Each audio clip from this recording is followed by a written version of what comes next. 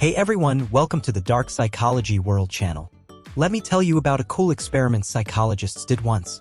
It's called the Hungry Cat Test. They put 3 cats in 3 separate cages. The first cat got food just by pressing a button. The second cat, even if it pressed the button, got no food. The third cat, sometimes it got food when it pressed the button, sometimes it didn't. Now, guess what happened after a week? Which cat do you think pressed the button the most? The answer is the third cat. The first cat, knowing it would get food every time it pressed the button, didn't value it. The second cat, after trying and failing to get food, eventually gave up. But the third cat, because of the uncertainty, kept pressing the button in the hope of a pleasant surprise. This principle also applies when you're interacting with girls. If you're always nice to her, she won't value it because she thinks your love is too easy to get. If you're always cold to her, she won't persist because she can't get love. But if you sometimes show her love and sometimes give her the cold shoulder, she'll be very happy when you show her love and very disappointed when you don't. Just like the third cat in the experiment, she'll always be fascinated by you, hoping to get more positive responses. Today, I'm going to talk about a method that takes advantage of this uncertainty. It creates a blurring effect between you and her. Let's use a common scenario as an example. If you want to invite a girl to dinner, how should you do it? Most guys would probably say something like, "Are you free tonight? Let's have dinner together." There's nothing wrong with this invitation. In fact, if a girl likes you, your chances of success are pretty high. But if your invitation doesn't have any ambiguity, it's not conducive to upgrading your relationship with the girl at all. Think about it. Why do girls want to go out with you to watch movies, have dinner, go hiking, and go on outings, but they don't want to get closer to you? It's because the way you asked her out is more like a friend. There's no ambiguity in the emotions between the sexes. An ambiguous invitation should look like this. "Are you free tonight? I want to have dinner with you." The key here is the phrase, "I want to have dinner with you." Normally, when faced with such words, girls will think in a certain way. Why does he want to grab dinner with me? Does he have a thing for me?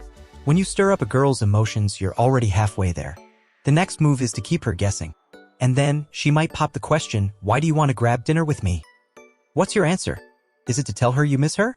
Or should you say, "Don't overthink it, it's just dinner"? None of these are right. The correct response is to keep her guessing. Who knows, maybe you're just looking for an excuse to see her. This ambiguous answer doesn't confirm or deny anything. The key to chatting with girls is emotional connection. If you can make a girl feel something, you've won.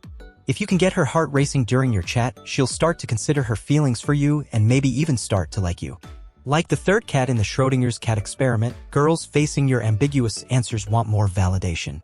After dinner, she'll definitely ask, "Do we have any other plans?" At this point, you need to strike while the iron is hot. Keep it vague. Don't give a straight yes or no. If you say yes, like, "Let's go catch a movie after dinner," she'll be out of the uncertainty. She'll start to think about whether to go or not. If you say no, like, "Just dinner, nothing else," she'll be disappointed and might even reject you because of it. Girls have a self-preservation instinct. Whether you say yes or no, she can handle it. If you say yes, she'll think, "He really likes me. What should I do? Maybe I should reject him first to stay calm." If you say no, she'll think, "He doesn't like me. Then why does he want to have dinner with me?" The correct answer is to keep it vague. Of course, you'll definitely like it. You'll find out after dinner. This ambiguous answer also creates a sense of mystery for girls. There's another type of girl who's more bold. They usually ask you something like, "Do you want to have dinner with me? Do you like me?" And how do you answer this time? Just remember, whether the answer is yes or no, it won't benefit you. But a vague answer will help your relationship progress. You can lightly say, "You're pretty full of yourself. I really enjoy chatting with you.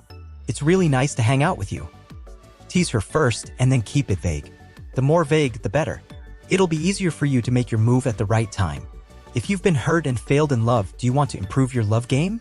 If you're single again or are trying to win back your ex, don't be afraid of love. Even if you're clueless and confused right now, don't worry. Because learning can help you grow. If you want to learn how to chat with girls, how to attract girls, how to get her to chase you, or if you're in love and chasing a girl, or need help with emotional issues related to dating recovery, then pay more attention to my video sharing. Don't forget to give it a thumbs up. You can also share these fascinating insights with your family and friends. Hit the subscribe bell and you'll be notified when new videos are posted. This is the Dark Psychology World channel. Thanks for watching, see you in the next video.